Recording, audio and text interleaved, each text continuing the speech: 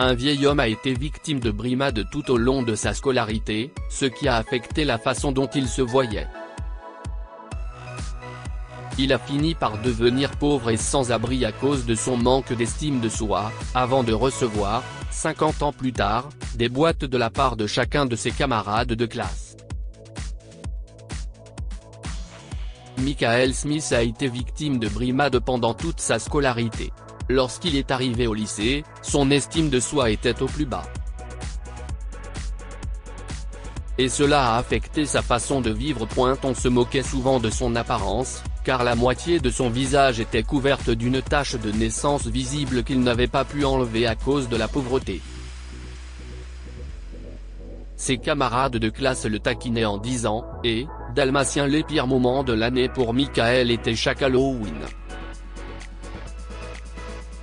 Ses camarades de classe se moquaient de lui en disant qu'il n'avait pas besoin de porter un masque lors des fêtes.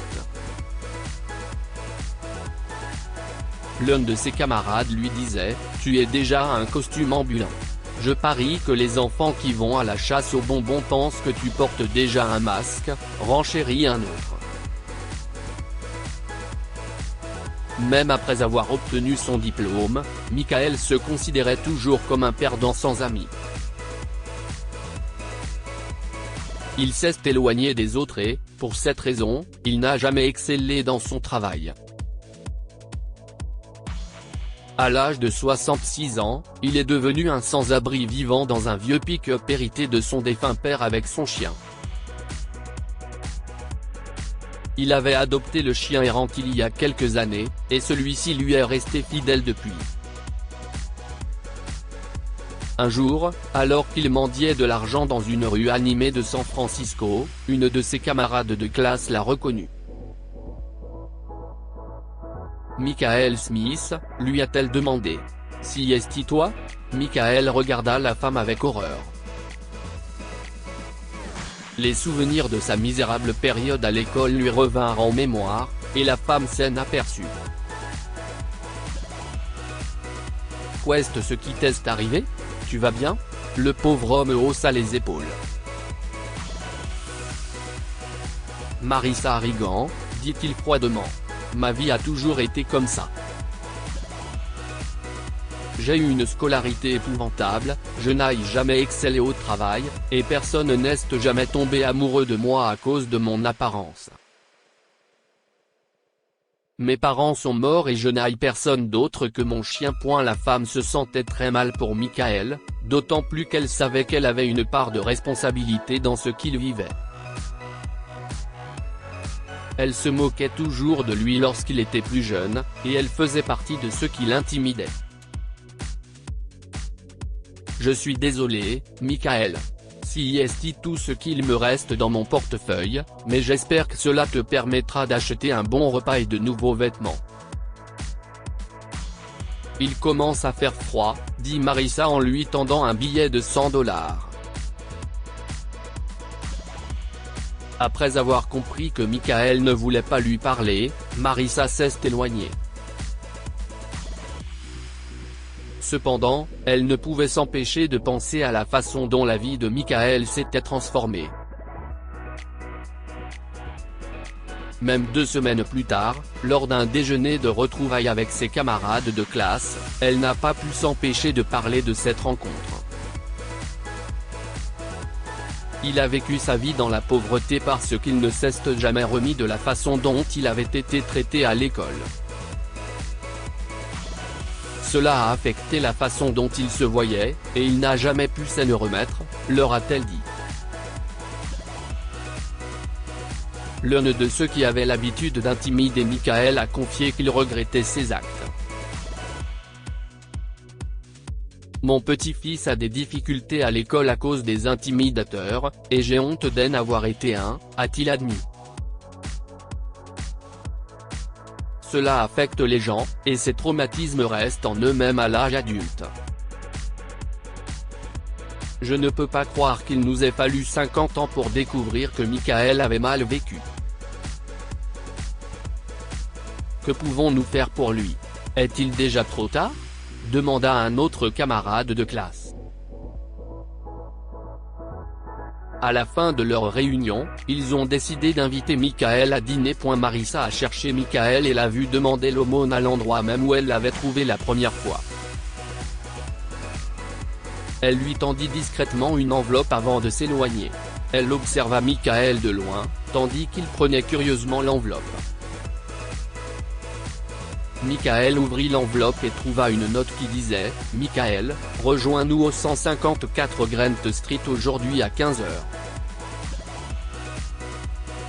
Nous avons hâte de te voir. » Marissa espérait que Michael se lèverait et marcherait vers Grant Street, qui n'était qu'à 3 pâtés de maison, mais il ne bougea pas d'un pouce.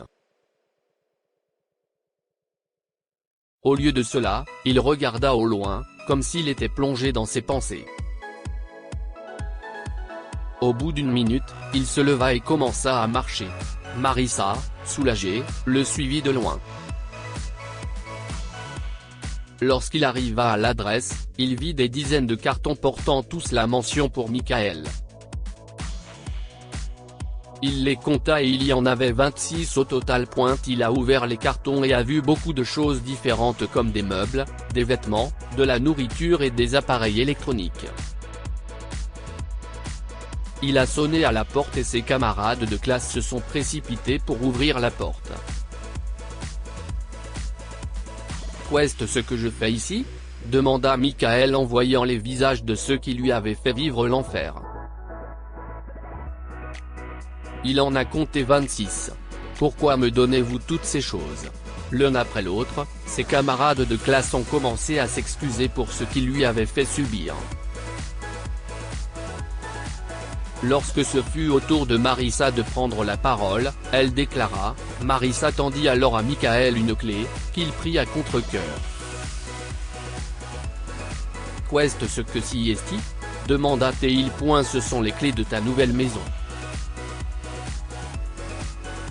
Cet endroit charmant, » dit l'un de ses camarades de classe, en faisant un geste sur la maison dans laquelle il se trouvait.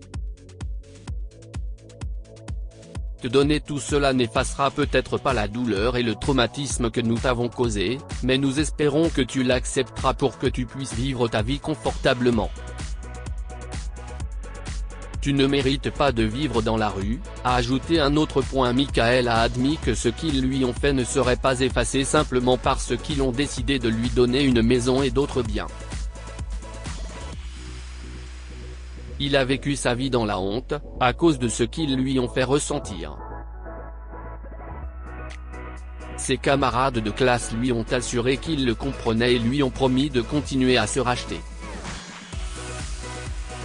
Ils lui ont rendu visite chaque semaine, lui apportant non seulement les choses dont il avait besoin, mais aussi leur compagnie. Que pouvons-nous apprendre de cette histoire ? Vos paroles peuvent marquer une personne à vie.